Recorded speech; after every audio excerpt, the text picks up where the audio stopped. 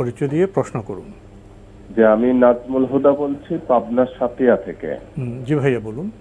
যে আমার দুটি প্রশ্ন। দুটি প্রশ্ন করুন। এক নম্বর প্রশ্ন, যে আমাদের সমাজে একটা হাদিস প্রচলিত আছে যে রমজান মাসে যদি কেউ নফল সালাত আদায় করে তাহলে সে একটা ফরজ সালাতের সওয়াব পাবে, আর যদি কেউ একটা ফরজ সালাত আদায় করে তাহলে সে ৭০টি ফরজ সালাত আদায়ের সওয়াব পাবে। এই হাদিসটি সহিহ কিনা? আর দ্বিতীয় প্রশ্ন, সাদাকাতুল ফিতর কাদেরকে দিতে হবে? জি, দ্বিতীয় প্রশ্ন হচ্ছে সাদাকাতুল ফিতর কাদেরকে দিতে হবে?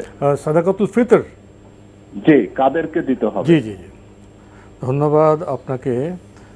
প্রথম প্রশ্ন আপনি করেছেন যে একটি হাদিস প্রচলিত রমজানের নফলের সালাতের সওয়াব ফরজের মতো হয়, আর ফরজের সওয়াবটা ৭০ গুণ বেড়ে যায়। এই মর্মে যে হাদিসটি উল্লেখ করা হয় থাকে, হাদিসটি ইমাম নাসাই রহমাল্লাহ তাআলা তার সুনানের মধ্যে বর্ণনা করেছেন, কিন্তু সনদের দিক থেকে হাদিসটি গ্রহণযোগ্য নয়, বক্তব্যের দিক থেকেও হাদিসটি গ্রহণযোগ্য নয়। কারণ আমরা জানি যে রমাদান মাসে এবং অন্যান্য সময় আল্লাহ সুবহানাহু ওয়া তাআলা আল্লাহর বান্দাদের ইবাদতগুলোকে আল্লাহ রাব্বুল আলামিন ১০ গুণ থেকে ৭০০ গুণ পর্যন্ত বর্ধিত করে দেন, বাড়িয়ে দেন। সুতরাং এখানে ৭০ গুণের প্রশ্নই আসে না। তাই রমাদান মাসের কোনো নফল ইবাদত এটাকে ফরজ ইবাদতের মতো মর্যাদা দেওয়া হবে, আবার কোনো ফরজকে ৭০ গুণ বাড়িয়ে দেওয়া হবে।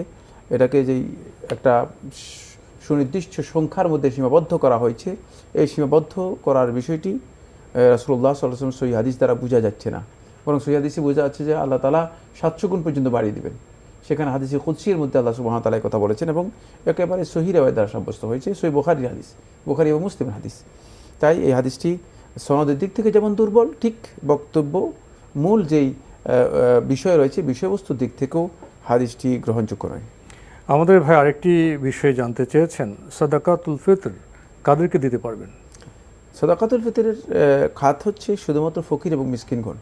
এই বিষয় নিয়ে আলেমদের মধ্যে দ্বিমত থাকলেও এটা বিশুদ্ধ বক্তব্য, যেহেতু আল্লাহ রাসূল সাল্লাল্লাহু আলাইহি ওয়াসাল্লাম সরাসরি হাদিসের মধ্যে রয়েছে তু'মাতাল লিল মাসাকিন। রাসূলুল্লাহ সাল্লাল্লাহু আলাইহি ওয়াসাল্লাম বিষয়টাকে এখানে সুনির্দিষ্ট করে দিয়েছেন সাদাকাতুল ফিতরের উজুবের সাথে, যে অপরিহার্যতার সাথে, বাধ্যবাধকতার সাথে এই বক্তব্য সুনির্দিষ্ট করা হয়েছে, এটি শুধুমাত্র ফকির এবং মিসকিনদের জন্য।